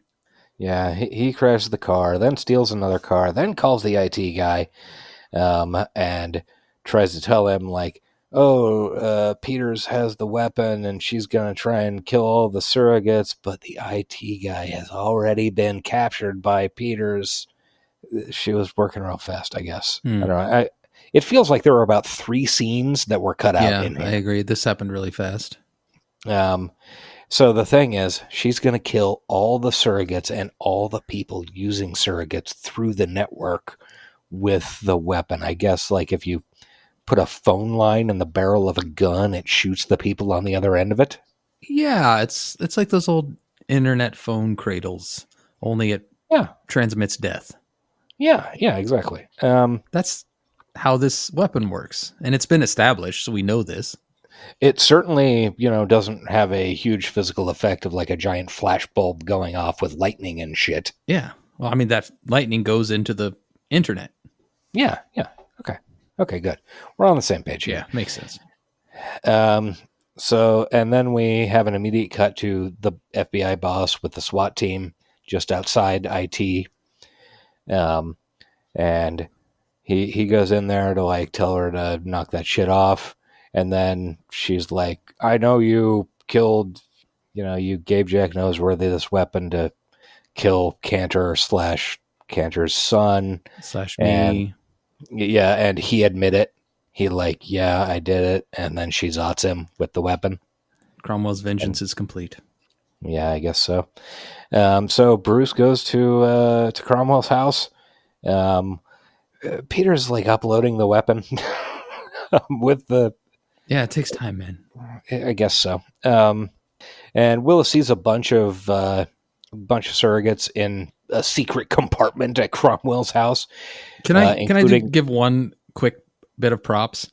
Yeah, I didn't mention it earlier, but when he gets to Cromwell's house, and maybe it's about to happen, or I don't remember the timing, but he gets jumped by security guards, right? And one of them, he pulls a gun out of his coat and shoots him. That gun was flashed so briefly in his first trip to Cromwell's house. And that was an actual use of Chekhov's gun that I thought was clever and subtle. And I like, that guy, we knew he had a gun. So yeah, we did. This was established previously. Holy shit. This guy could make a movie if he wanted to. He has made movies. I don't know why he failed to do so this time. I don't know. But yeah. So he sees a bunch of surrogates, including like 5 prophets. I don't know why they need so many of that one. I don't know. And the camera and he linger on and pay really special attention to this one that we have seen previously in the movie. Bruce Willis has not. It's the one that killed his partner's real person. Mm-hmm. Like the movie takes a moment to capture Bruce Willis staring at this thing like he knows it. And it has never been established. Yeah, there's no way he would know that. No, there's not. But the audience needs to know, and we need to pretend that Bruce Willis knows. It's fucking nonsense, dude. Yeah, that's Yeah, it's bullshit. So he there goes could have into been a bunch of shit cut. Who knows? yeah. So yeah, he goes into Cromwell's secret office, and Cromwell has a little PPK with him, and he's looking to heal mankind. Like the whole thing was to enable other people like me to walk and live a normal life, and then it turned into an addiction. And the only way to cure an addiction is to kill the addict. That famous thing they tell you at NA. At every The only way you're going to survive this is to kill yourself. Yeah, and then he takes a cyanide pill. R.I.P. Just after the upload's complete, because he thinks it's done. No, so Bruce Willis, I guess we don't see this on screen. I guess Bruce Willis throws a dying, crippled man out of his wheelchair. Oh, they show it on screen, dude. Did they? Yeah, Okay, he just I must have topples been him looking out. away. Yeah, okay, good deal. Because I knew what was coming next. I'm like, all right, he's got to get in the chair, so he's just going to throw this old man onto the ground, and he did. Nice. Good deal. So yeah, now he's piloting his partner's body, and he's talking to the IT guy, and the IT guy's giving him instructions, and then he hesitates at the last minute. So what happens is, rather than killing all the people using surrogates at that moment, he just kills all the surrogates. Yeah, it's two different attacks. First, he saves the people by inputting a strange fail-safe series of fail-safe and hitting Shift Enter. And then he has to save the surrogates, and he has to make a choice. Do I get rid of all these things, which, as far as we can tell, have been a net good to society, really? I mean, it's been a little awkward for you in your personal relationship, but at the very least, they seem fine. Yeah. At worst, they are Yeah. But sure, let's destroy them all. Yeah. Yeah, so he does that, and then he fails to save the surrogates, and then SWAT comes in and blows the android's brains out. Yeah. For no reason, seemingly. And then all the SWAT guys fall over. And then we get a fun montage of people just falling down and crashing. Once like again, missed cars opportunity. on the You street. should have thrown a couple of people on the street Yeah. looking around confused as all the surrogates drop. But it's literally, there are no humans Yeah. on Earth anymore except for in these reservations. It's a really it's bad nonsense. design. Yeah. And congratulations, he's just put his wife out of a job. Yeah. Also, we see some news reports about Well, I mean, he's how, going to have double the work because of all the murders and death and disease that are going to good come point. back. Yeah. So he goes home. We see a bunch of people passed out on the street, and then people slowly emerging from apartment buildings like they've never seen the sun. Yeah. And this is good. And he goes to his apartment, and he goes into his wife's room and finds her bed empty. Where is she? Oh, she's in the son's room. And I guess that means she's accepted this loss, and their marriage will be perfect from now on. Yeah. And they hug. And then we see some news reports about how there are absolutely no reports of human casualties. Except for which all is the people the helicopter killed and that the army And it- killed. well, and all of the, I don't know, I assume airplanes were being flown by surrogates. Yeah. They probably crashed into some. Yeah. All the like utility workers, power plant workers, and all the power is going to go out, and then all the life support's going to. Yeah, there's a. Yeah, there are a lot of human casualties in this movie, and it very intentionally ignores them. Yeah. It's like a real fucking gaslight situation here. But you know what? It's 86 minutes later, and it's over. Yeah, and a newscaster says, the last line in the movie, it appears, at least for now, that we are on our own. Like we were 14 years ago, which pretty much everybody remembers, and so it's not really going to be that big of an adjustment. Or like, and the thing is, that line specifically that line acts like the surrogates are robots that were assisting us, as opposed to, a remote exoskeleton for Yeah, us. a drone we were controlling. Yeah. Yeah. It's and then a Breaking Benjamin song comes in. Oh, nice. That's how every Yeah. good movie ends. Oh, Hey, wow. Yeah, we're done. Hey, a bit of IMDb trivia that I actually liked. This is the third time actor James Cromwell portrays a technology innovator who subsequently kills himself. Typecasting. The two previous films are Eraser, 1996, and iRobot, 2004. We'll see James Cromwell again. We Spoiler will. alert for our iRobot episode. God damn it. Yeah, I know. Oh, man, this movie sucked. And I think, didn't somebody in our Discord say they liked it? So I don't Yes. I hate to call out if somebody likes something and say it sucked. And it didn't suck. To be fair, this movie didn't suck. This movie was peak mid. Was a white sheet of paper. Yeah. It is as mid gets. Yeah. Had I not had to watch it for this podcast, I would have absolutely fallen asleep during it. And it would have been a nice background sound for me to doze off to. Yeah, I would have bailed after the first 4 minutes and been happier for it. I mean, even though the first 4 minutes are terrible. But yeah. So would you like to learn about this movie when it came out? Yeah, I'd love to. Okay, so this opened at number 2. Wow. And it cost $80 million. Cool. So number 1, Cloudy with a Chance of Meatballs. Oh, yeah, that was a big year for that movie. In its second week. Number 3, this was at number 2. It earned $14 million. Number 3 was Fame, which, I don't know, was that a remake of? Yeah, I remember that as a remake. I don't remember that happening. Number 4 was The Informant, which I loved. Matt Damon, Steven Soderbergh movie. Daddy Snow, MC Shan. No, that's Informer. My bad. No, not quite.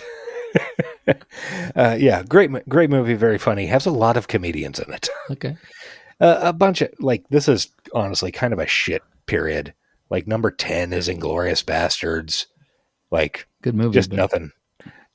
Not a lot of really cool shit as compared to a couple of our more recent episodes. Mm-hmm. Yeah.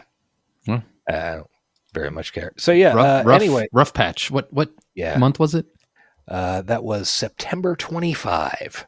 Usually a pretty good time. Should have been some good horror movies or something, but usually those start first weekend in October. Oh, okay. So I think probably the next weekend things might have picked up and been interesting. Actually, yeah. Let me see. I think I could just click this thing. Yes, next week. Okay, next week Zombieland opened. Oh, big movie for 2009. Yeah. Toy Story re-release. Ooh, The Invention of Lying, a Ricky Gervais movie. Fun. I've seen clips of that on TikTok. Louis Louis C.K. is in it too, I believe. So yes, a couple of cool guys. Cool, normal guys. They're Number 6. Gonna do anything wrong. Number 6 that weekend was Whip It, which I liked. That was the Elliot Page, directed by Drew Barrymore, roller derby movie. Oh, yeah. Yeah, that was fun. Right. Anyway, this movie cost $80 million. It made 38 in the U.S. Oh, good job. Bruce Willis got paid. He don't give a fuck. He does not. He gets paid up front. He has his quote. They have to pay him. Yeah. Same with Ving Rhames, I'm guessing. Mm-hmm. All right, let's rate this motherfucker. Story scale of 1 to 10. What was the story of Surrogates? Was there a story? This world was doing pretty okay. I'm giving this. Okay, I'm gonna give this 2 with a bullet. 2 with a bullet. I don't have room for bullets, but it would bump up to 3 if we had any actual presence of the VSI board. Yeah, that's true. If we'd had any reason for the villain, we'd have to take him at his word. They don't show that he's, No, I'm going to give it a 2 as well. It sucked. Yeah. Influence. It sucks fucking farts. What do you want from me? Influence. Non-existent? God, I hope none. We'll go 1. 1 for my own mental health. Prescience, I gave it that point because everybody is face-tuned. The persona they are putting out into the world is this face-tuned thing, which looks very much so that actually gets a lot of points for me. that's pretty close to what you see, on certain social media platforms. But that is just that is a certain sect of society who wants to be like other people. You're right. Would absolutely be flying unicorns with dicks. Yeah, there would you would 1,000% get on the fucking subway and see, I don't know, a fucking 6 foot tall dragon. I mean, especially when you go into like the more arty parts of town and get out of the financial district or whatever. But still, I mean, I'll give it. I don't think the actual surrogate robots, it's an invention that doesn't need to exist and doesn't benefit society in any way. I don't know why it would exist. AI? Yeah, if you expand surrogates to being like the fake personalities we put forward on the internet or something, sure, but the movie wasn't doing that. Wait, are surrogates just an analog for our current generative AI boom? Because when theoretically 98% of the world's population uses these clearly very expensive machines every day, that has to be a considerable chunk of the world economy, like building them, selling them, keeping them running. Yeah, think of the data centers needed to keep these things going. Yeah. I'm going to give it a 5. Fine. That's too high. I'm going to give it a 4. 4. Yeah. 4. Style, I'm hitting it with a 1. It has 0 it's style. none. It doesn't exist. It could. There was potential for style. You could have done cool shit with it, but no, you told us to fuck off. It refused. It refused to have style. Yeah. Vigorously refused. Oh boy, hand raisers 1 to 5. I did not enjoy this. I wanted to be napping. I'm going to give it a 1.5. It wasn't painful, so I don't want to give it like a 1, but I'm giving it a 1. I mean, it was just such a I don't give many 1s. So many missed opportunities, and again, I know this guy has made good movies. There are a bunch of people who have done good shit. Bruce Willis, Ving Rhames. But this movie is resolutely uninterested in doing anything interesting or good or intelligent. Instead, it's, well, we got to have a chase halfway through. Okay, that's done. Yeah. I'm looking back. I've only given very few 1s. The last one was Jason X. I truly considered not doing my notes watch for this and I wouldn't have blamed you. And just cribbing the Wikipedia. I wouldn't have blamed you. Yeah, I watched this 5 days ago. I don't give a shit. But I came as close as I have ever done to doing that. Just it is an existential bummer that this film exists. Well, if you stuck with us this long and you liked Surrogates, I'm sorry. I mean, sure, like what you like. I'm not going to yuck anybody's yum, but we did not care for it. Thanks for hanging out with us. It's been probably the most tedious episode we've ever recorded. Yeah. Yeah. I have nothing to add. It really kind of is. Just kind of we started it off with war talk and we're ending it with, oh boy. War on my sanity. Yeah. Next week we are thinking, unless we change our minds and I change this in post, we're going to try to watch Blade Runner Black Lotus animated series. Yeah, cartoons for kids. Cartoons for children, although I think it's more for grown-ups. I think it's on Crunchyroll if you're looking for it. Tubi, I think I saw it on, or maybe it was Mubi. Yeah. Fubi. Fucking Poo-Boo. Yeah. Yeah. It's out there. Look for it. We're going to do it. I hope I can find it without commercials. I don't want to watch commercials. And I hope it's good. We'll see. Yeah. We all do. Check out our Patreon, patreon.com/hightechlowlife. Send us an email if you want to talk about something. We have an email. hightechlowlifepodcast@gmail.com. Go to astronomicapodcast.com and then join the Discord. And you can talk to us in real time-ish. Yeah. But we got a channel on the Discord because they're our friends and they like us and we like them. And we are too lazy to set up our own. And also, it would be 4 people. The overlap, we've got a lot of Astronomica listeners who listen to us. So it would be pointless. Everybody would have to have another channel. It's just, Yeah. they're building a community there, and they're letting a couple of podcasts in, and it's nice. It's nice there. Yeah. It's a nicer there. It's a nice there.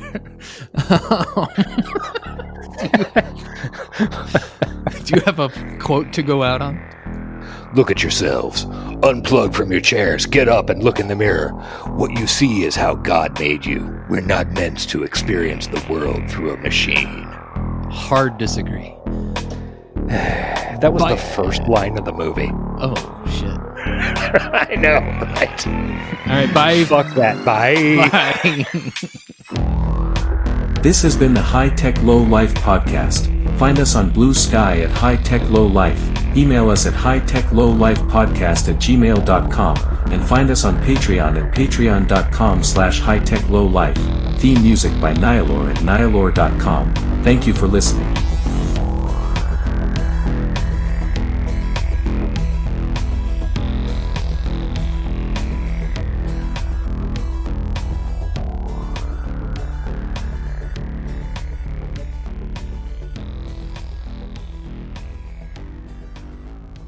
Keep it moving.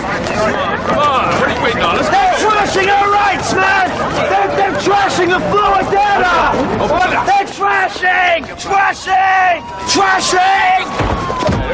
Hide the planet! Hide the planet! Shut up and get in the car. This felt like one of those Creek of the Week episodes where we rolled a really bad 6th season thing, and we just had to power through.